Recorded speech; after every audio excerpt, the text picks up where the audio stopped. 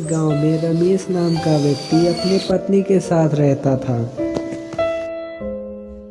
रमेश के पास एक आम के पेड़ का बगीचा होता है।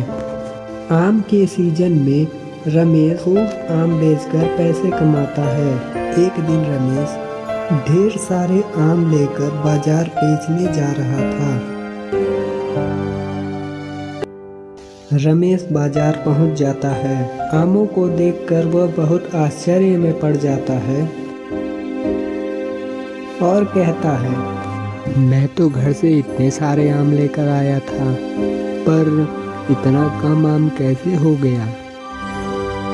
रमेश दिन भर आम बेचकर शाम को घर लौट आता है।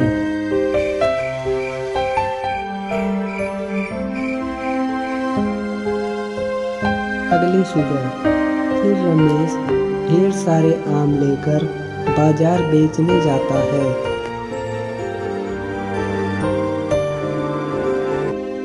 वह फिर देखता है कि उसके आम बहुत कम हैं।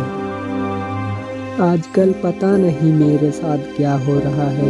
मैं तो बहुत सारे आम लेकर घर से चलता हूँ, पर इतने कम आम कैसे। अब रमेश बहुत परेशान हो चुका था। उसका मुनाफा नहीं हो पा रहा था और सारी बात अपनी पत्नी से बताता है। आप सच कह रहे हैं? मैंने सुना है पास वाले बरगद के पेड़ पर राक्षस रहता है। कहीं सारे आम वही तो नहीं खा जा रहा है? शायद तुम ठीक कह रही हो। अगले दिन वह ढेर सारा आम लेकर बाजार में बेचने जाता है। इस बार वो पता लगाने की कोशिश करता है कि उसका आम कौन लेकर जा रहा है। बरगद के पेड़ के नीचे बैठकर सोने का नाटक करता है। तभी उसे आभास होता है कि कोई उसके आम को ले जा रहा है।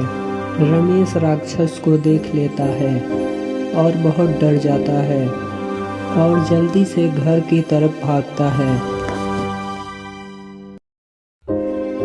क्या हुआ जी? इतने परेशान क्यों हैं?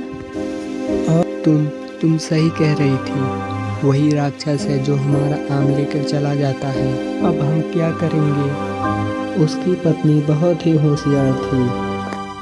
आप चिंता मत कीजिए, मेरे पास एक तरकीब है।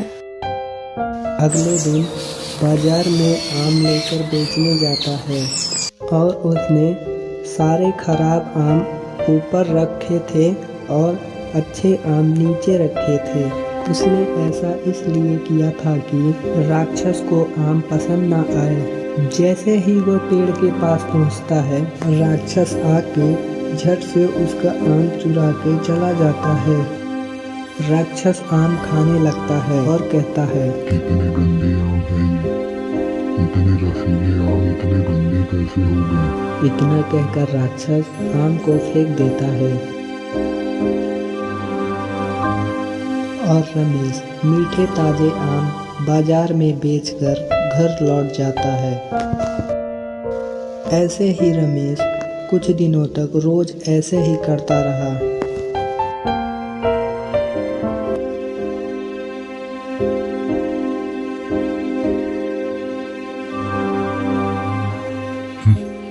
कितने बेकार आम हैं ये।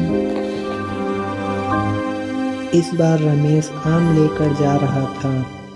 राक्षस उसके आम को देखकर बहुत ही गुस्सा होता है और उसका आम नहीं लेता है। रमेश बाजार पहुंच जाता है और कहता है, अरे इस बार तो मेरे आम पूरे के पूरे हैं। मैं तो घर से इतना ही आम लेकर आया था।